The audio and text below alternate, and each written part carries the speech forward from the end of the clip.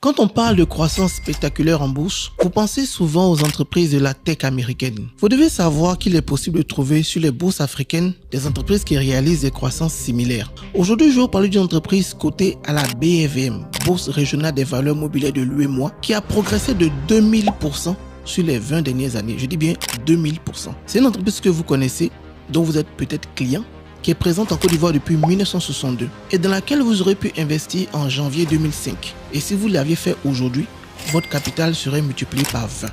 Bienvenue dans Bourse d'Afrique. Aujourd'hui, nous allons vous parler de Société Générale Côte d'Ivoire.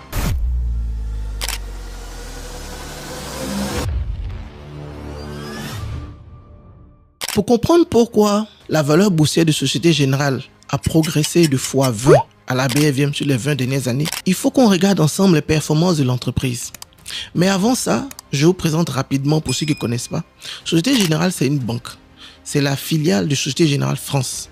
Ils sont en Côte d'Ivoire depuis le 23 novembre 1962 et ils sont positionnés sur tous les segments de l'activité bancaire, c'est-à-dire particuliers, PME, grandes entreprises et finances publiques. Donc ça, c'est pour la partie présentation. Côté performance, pour comprendre l'activité bancaire, on doit regarder certains indicateurs. Les dépôts, les crédits, le produit net bancaire, le résultat. Et après, on va parler un peu des dividendes. Sur la partie dépôt, sur les 20 dernières années, Société Générale est passée de 314 milliards de dépôts collectés en 2005 à 2747 milliards en 2024. C'est une hausse de 775% pour une moyenne annuelle de 39%. Ça veut dire quoi concrètement? Ça veut dire que dans leur positionnement en tant que banque, ils ont pu chaque année améliorer la collecte de l'épargne des populations de 39% en moyenne sur 20 ans. Je ne sais pas si vous voyez un peu. Ils ont été capables, en temps de crise, 2005, 2007, 2009, en Côte d'Ivoire, c'était des temps difficiles. En temps de paix, eux, en tout cas sur les 20 dernières années, ils ont poussé chaque année pour avoir davantage d'argent.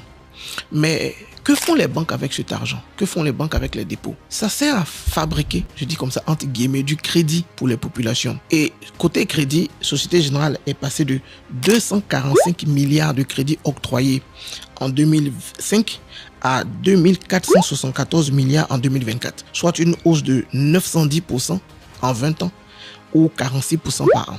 Donc, à la fois, ils ont pu collecter des dépôts importants, de l'épargne de façon importante.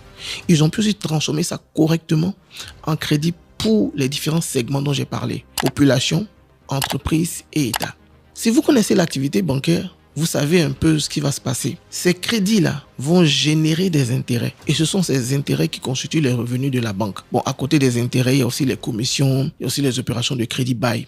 Et tout ça forme ce qu'on appelle le produit net bancaire. Si vous voulez, le produit net bancaire, c'est un peu l'idée du chiffre d'affaires des banques. Je dis ça comme ça. C'est juste pour que vous compreniez. Donc, côté produit net bancaire, cette belle activité de Société Générale, côté crédit comme côté dépôt, a donné un produit net bancaire qui est passé de 35,8 milliards en 2005 à 263 milliards en 2024. Une hausse de 634% en 20 ans, soit une moyenne de 32% par an. Donc, imaginez-vous une entreprise qui fait plus 32% sur ses revenus chaque année en 20 ans. C'est ce que Société Générale a pu faire en Côte d'Ivoire. Maintenant, côté revenus, c'est bon. Il faut voir comment elle a géré cet argent et ce qu'elle a pu en dégager en termes de bénéfices. Société Générale, c'est une banque qui a une très bonne maîtrise de ses charges. Elle fait des crédits de façon très prudente, de sorte qu'elle ait peu de casse. Et ça permet derrière que cet argent-là revienne en profit après avoir payé les différentes charges, les salaires et tout le reste. Donc, côté profit, on est passé de 6 milliards de bénéfices en 2005 à 101 milliards en 2024. Pour vous faire simple, le bénéfice était un peu par 16 en 20 ans. Et ça, c'est un point qui est vraiment important à comprendre. Comme je le disais d'entrée de jeu, souvent quand on parle de bonne performance d'entreprise, performance spectaculaire d'entreprise, on pense souvent aux entreprises occidentales. Vous devez savoir qu'il existe en Afrique des entreprises cotées en bourse qui font du x16 sur leurs bénéfices en 20 ans. Et c'est le cas de Société Générale. Mais cette croissance des bénéfices, on ne s'est pas arrêté là. Elle a été répercutée sur les actionnaires à travers les dividendes. Comme je l'explique dans d'autres vidéos, le bénéfice réalisé par une entreprise sert à deux choses.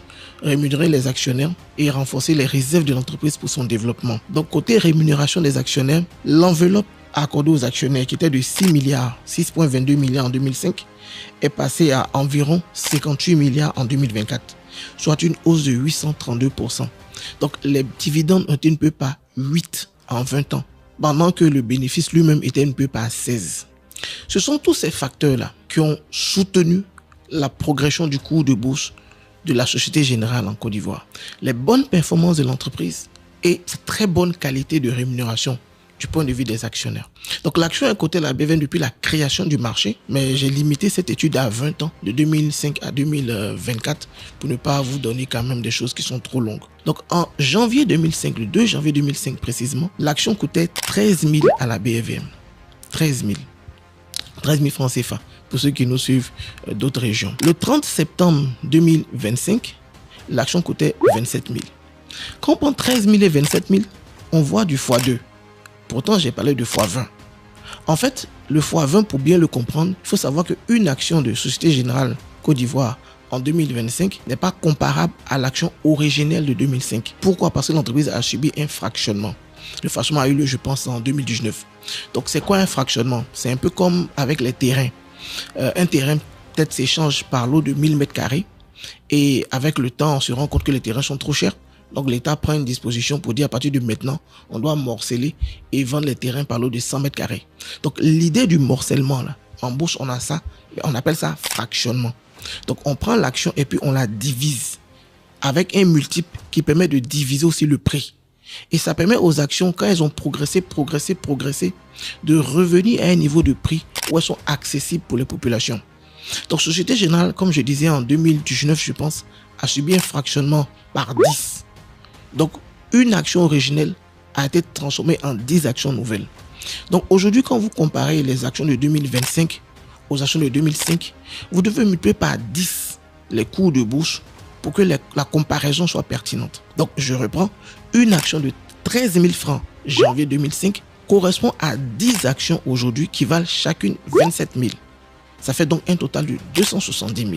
Donc, quelqu'un qui a investi en janvier 2005 sur Société Générale, on va dire par exemple 5 millions, aujourd'hui se retrouve avec un capital de 100 millions. C'est du x20 en 20 ans. Maintenant qu'on a dit ça, quelles sont les leçons qu'on peut tirer en tant qu'épargnant, en tant qu'investisseur du cas de Société Générale pour nous, pour vous et pour améliorer notre santé financière? 2 leçons. La première, c'est l'importance d'investir sur le long terme. Souvent, quand on parle de long terme, les gens sont un peu réticents, disent mais 20 ans, c'est beaucoup, machin. Je vais prendre déjà 2 images pour que vous compreniez. L'image des enfants et puis l'image de la retraite. Quand vous êtes un parent, que vous faites un enfant, bon, sauf catastrophe majeure, vous voulez qu'il vive longtemps. Donc, il va atteindre 20 ans, il va atteindre 40 ans, il va vivre aussi longtemps que vous voulez.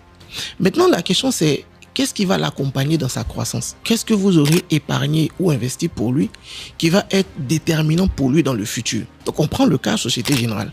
Supposons que lorsque votre enfant est né, vous avez ouvert un compte titre pour lui et que vous aurez acheté peut-être pour 2 millions de francs d'actions SGBC pour lui.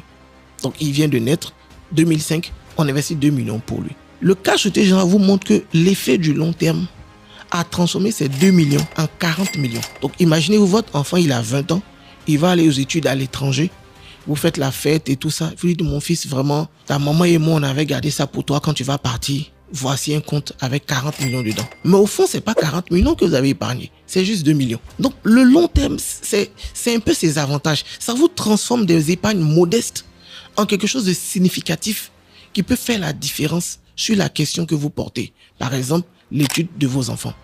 Un autre exemple avec la retraite. En Côte d'Ivoire, on a les fonctionnaires, ils ont ce qu'on appelle un rappel. Je ne sais pas s'il y en a partout, mais ils travaillent quelques années sans salaire et après l'État leur amène tout cet argent-là. On appelle ça un rappel. Donc ce rappel-là, en général, les bons fonctionnaires l'investissent. Donc on peut prendre le cas d'un fonctionnaire qui aurait choisi d'investir en bourse sur Société Générale. Et il a mis 5 millions de francs de son rappel. Et après, il fait sa carrière normalement d'année en année. Il reçoit son salaire en tant que fonctionnaire. Il reçoit ses dividendes en tant qu'actionnaire tranquillement. Et après 20 ans, il veut prendre peut-être une retraite anticipée. Eh bien, les 5 millions qu'il a investis là sont devenus 100 millions. Je rappelle, Société Générale, c'est du x20 en 20 ans. Donc 5 millions est devenu 100 millions. Selon vos 100 millions comme capital de retraite, c'est pas mal. Donc c'est pour tout ça qu'on a tendance à vous dire qu'il faut se positionner sur le long terme. Ça ne veut pas dire que le court terme est mauvais. On va faire des cas dans cette émission. On va parler de placements qui, sur le court terme, ont donné des résultats aussi intéressants. Mais le long terme, c'est comme quelque chose qui est tranquille. Là, vous n'avez pas à vous préoccuper, vous n'avez pas à vous inquiéter. Ce sont des entreprises, dans le cas de Société Générale, qui ont des activités régulières. C'est une banque. C'est des activités régulières, c'est pas cyclique. Et qui augmentent d'année en année avec la croissance de nos pays. Donc, première leçon, la pertinence du long terme se voit dans le cas de Société Générale, dans la mesure où ce x20 là aurait pu traiter toutes les questions que vous voulez. Retraite, études des enfants, tout ce que vous voulez. Il fallait juste être dans le voyage. Deuxième leçon à tirer sur le cas Société Générale, c'est un très bon exemple de répartition de richesses entre les grandes entreprises d'un pays, fût-elle internationale, et les populations. Depuis quelques années, je pense que vous avez dû croiser sur cette situation-là. On réfléchit à l'indépendance financière de l'Afrique et on a tendance à pousser dehors un acteur, la France, et ses entreprises. Certaines personnes présentent la chose comme s'il fallait faire partir les Français pour envoyer les Chinois ou les Russes. Aujourd'hui, je vais vous donner mon avis sur la question. Je pense que déshabiller Jean-Pierre pour habiller Ching Chang, au fond, Kwadjo, lui, il gagne quoi dedans?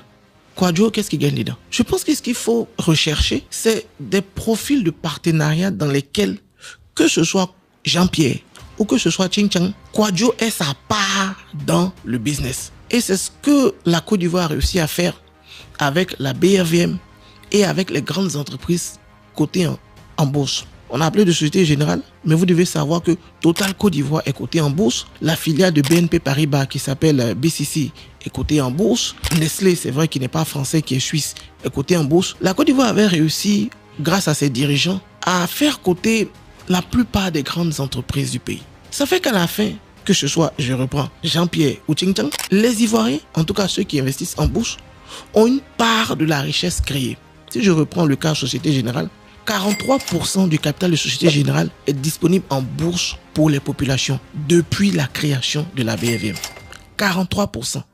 Je ne sais pas si vous vous rendez compte. Donc depuis 2005, depuis 2000, depuis 98, les Ivoiriens et au-delà les populations de l'UEMOA, puisque la BRVM c'est une bourse sous-régionale, pouvaient acheter des parts de Société Générale et 43% de la richesse créée revenait à travers les dividendes aux populations. Je pense que ce type de modèle-là est plus intéressant que de vouloir déshabiller Jean-Pierre pour habiller Ching Chang.